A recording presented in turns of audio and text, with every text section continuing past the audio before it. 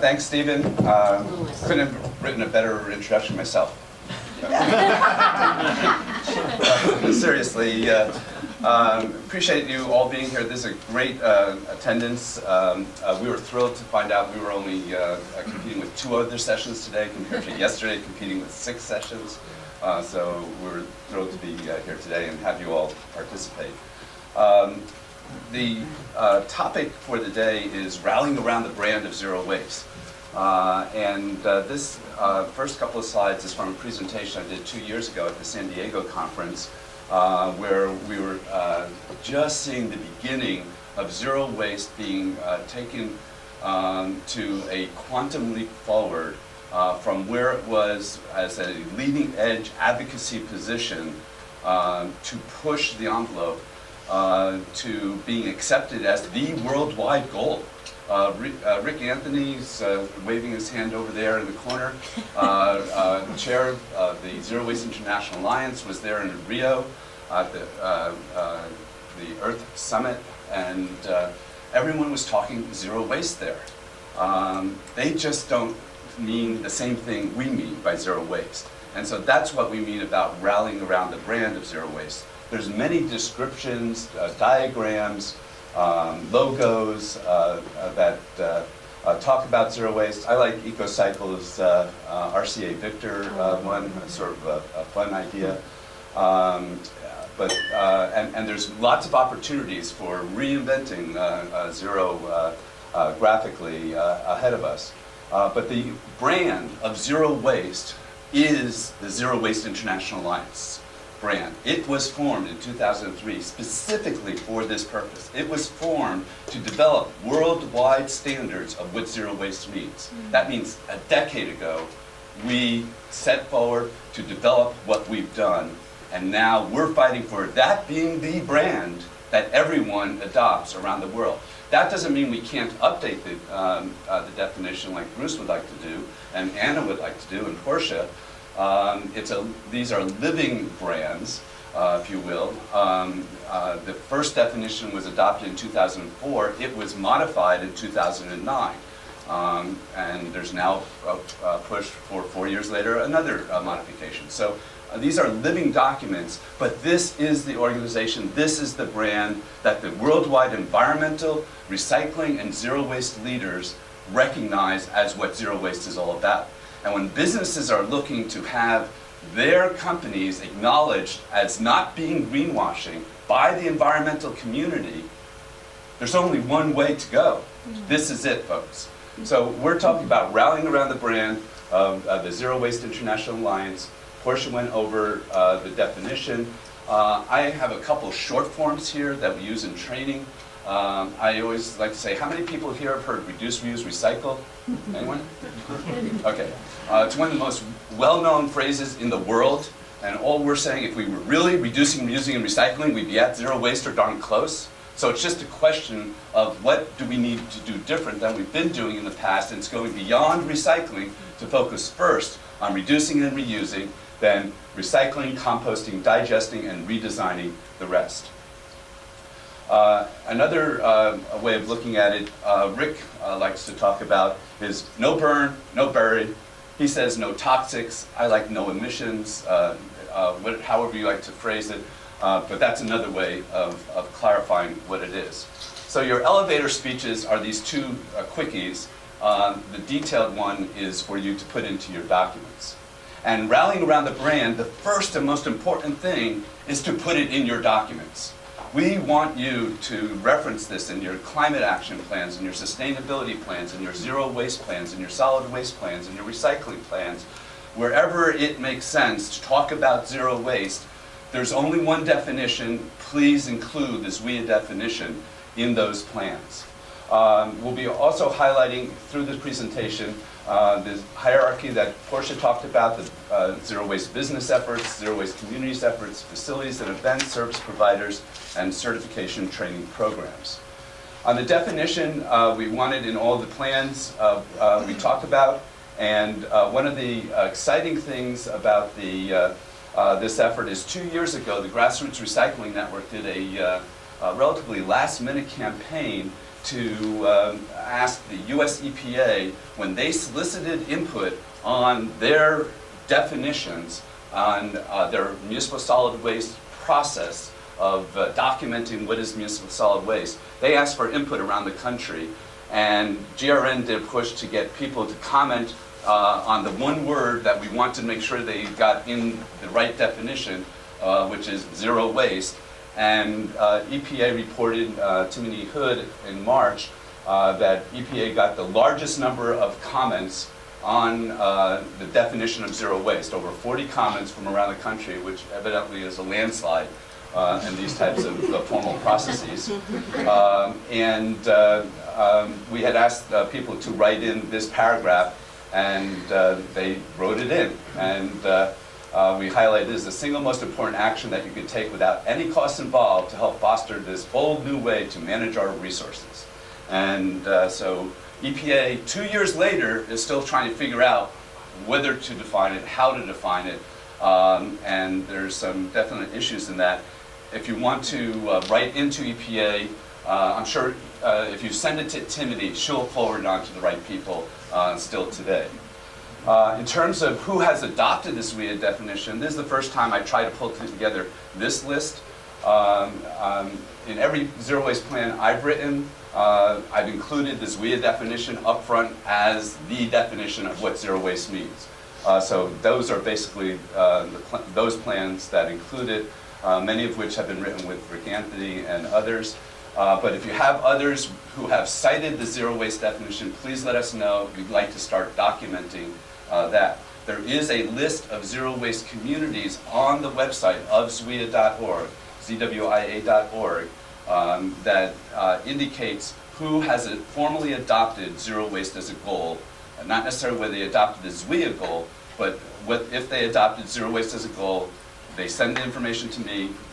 Rick's daughter Laura posts them on the website, and that's how that gets on there. There's now over 125 cities in Italy, just in the last 2 years, that adopted zero waste as a goal, largely in response to the federal government trying to promote incineration as renewable energy in Italy. In terms of the hierarchy, Portia went over that. This is something we developed in 2006, 2007, as part of research for the Oakland Zero Waste Plan.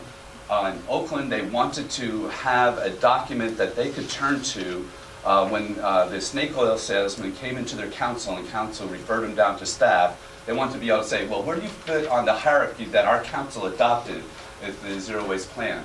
And in Oakland, they have an appendix with that hierarchy in there. In Austin, we did the same thing because they had the same concerns. And then in March of this year at Zero Waste Week, Zero Waste Canada was saying it would be really helpful to have something like this because the pollution prevention hierarchy was being touted as the thing that they're following as the way to go for British Columbia, where it says burning is better than landfilling. And that's what EPA has in their hierarchy.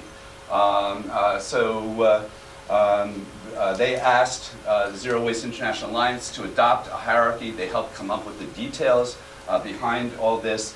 And this is just a summary slide. It's basically a 2-page document. It's posted at zwia.org under standards. I encourage you to look at it. It's very useful and helpful for those purposes that I just mentioned. In terms of businesses, this presentation is all about encouraging you to do some of the next things. Besides becoming members of USCWBC and getting your businesses certified, or if you are a business to get certified, or a consultancy, encourage businesses in your community to get certified, implement the point system, go to the conference, and join USCWBC as a founding member. There's not often where you can get a membership for $240 that will give you forever notoriety on a website of what will be an incredibly successful effort here with the U.S. Zero Waste Business Council. Some of the next steps for Zero Waste Business is, interestingly, which really reinforced our commitment and understanding of how important this was at the same exact time as we were being contacted by businesses who were in our network, Underwriter Laboratories. Anyone ever hear of them? Yeah, okay. They have a profit-making group called UL Environment. They, at the exact same time as we were working on the ZWIA and USEWBC, they were developing their own environmental claim validation procedure, which just rolls off the tongue, for zero waste to landfill. And because their clients who got certified on other things asked them, hey, could you certify us on zero waste? This is getting really hot, and we'd really like to have someone certify us or validate us. So they did that. At the same time, a competitor to UL Environment called NSF, not National Science Foundation, did exactly the same thing with a slightly different twist to the documents. And at the exact same time, Green Circle Certified, we just found out about a couple months ago, was doing that on the East Coast for their clients. And who knows, there may be others out there. UL Environment has asked their parent nonprofit, UL, to develop a standard under the American National Standards Institute, ANSI. And the ANSI standard process developed by the nonprofit follows guidelines that requires collaboration by all those who are involved in the industry in any particular area. And what I just described about other people doing stuff is exactly what happens in all other standard setting. It's an indication that there's something that there's a real market need for when multiple people are doing the same thing at the same time, and all of a sudden they start hearing about each other's, and they have lots of similar things and lots of different things. And the ANSI process is one of the vehicles out there to bring everyone together and agree on the terms. So with ANSI, I'm now on the standards technical panel representing the ZWIA Zero Waste Certification Committee that I chair. And on the ANSI standard, we had a 2-day meeting in Chicago area, after which we came up with the goal that we were striving for was a zero waste standard with 3 parts: landfill free, landfill and incinerator free, and net zero waste.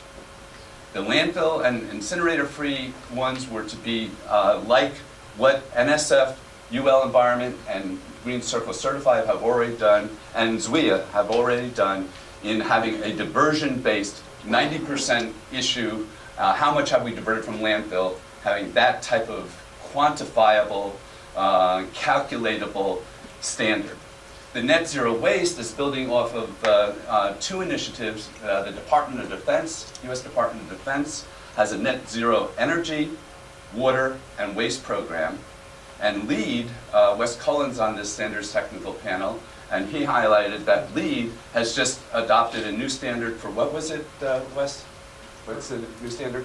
Which that the net zero waste is in? In a standard that Wes will tell us about it momentarily, that included net zero waste in that LEED standard. So we had both in LEED and DOD the words net zero coming up.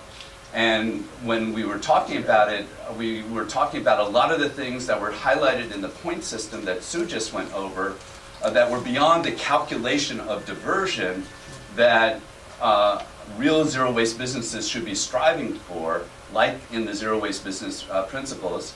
And so we came up with the idea, why don't we build off DOD and LEED's net zero waste and deal with those other broader issues in that context, somehow yet to be figured out. My personal hope is that USEWBC point system could be brought in and plugged right into that net zero waste category as the ANSI standard for beyond the diversion calculation. We'll see how that evolves. Sue did indicate I do have a preference when you write zero waste, capitalize it.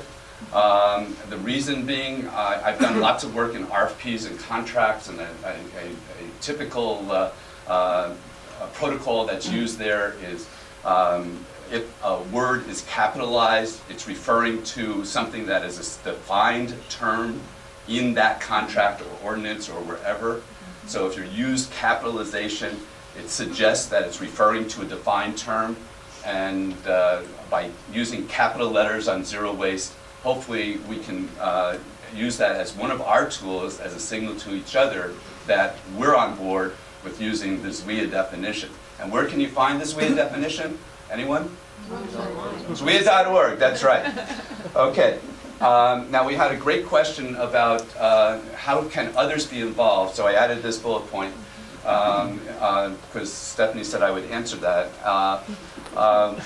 Sue and I are working independent of the council, funded through a grant from the Chancellor's Office with Sierra College to develop a manual and training program for zero waste auditors. Wow. So this will be equivalent to the lead associate idea, and it'll be for people who want to be on one side of the equation or other. People who want to have that knowledge and expertise to help their companies or as consultants help companies get to zero waste.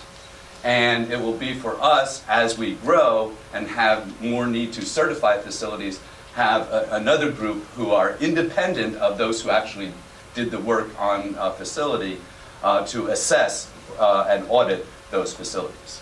So that's where we're headed. We're on the way. Contract just started.